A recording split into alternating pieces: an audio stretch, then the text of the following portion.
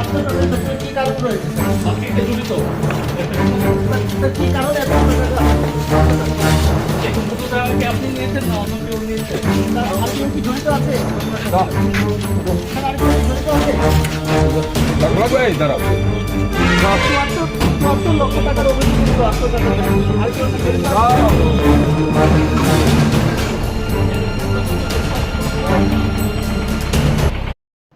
আসলে আপনারা জানেন আমরা ট্রাফিক এনফোর্সমেন্ট করি। ট্রাফিক এনফোর্সমেন্টের সময় আমাদের ফাইন মানি কালেক্ট হয়। তো ফাইন মানি কালেক্ট নেওয়ার পর আমরা এটা রিকনসাইল করি।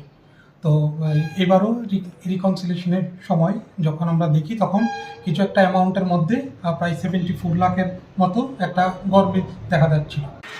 স্যার, স্যার, টাকা আত্মসাতের পেছনে কি কারণ রয়েছে স্যার? বাকিটা জড়িত এর পেছনে? স্যার, স্যার, কি কারণে এতগুলো টাকা আত্মসাৎ করলেন স্যার? এই 15 টাকাকে আপনি নিয়েছেন না অন্য কেউ নিয়েছে? স্যার, আর কেউ কি জড়িত আছে এই ঘটনার সাথে স্যার? স্যার, আর কেউ কি জড়িত আছে? এই বিষয়ে আপনি কি বলবেন? স্যার, প্রায় 74 লক্ষ টাকার অভিযোগ উঠলো আত্মসাতের পেছনে। আর কেউ কি জড়িত আছে স্যার? রহস্য আছে।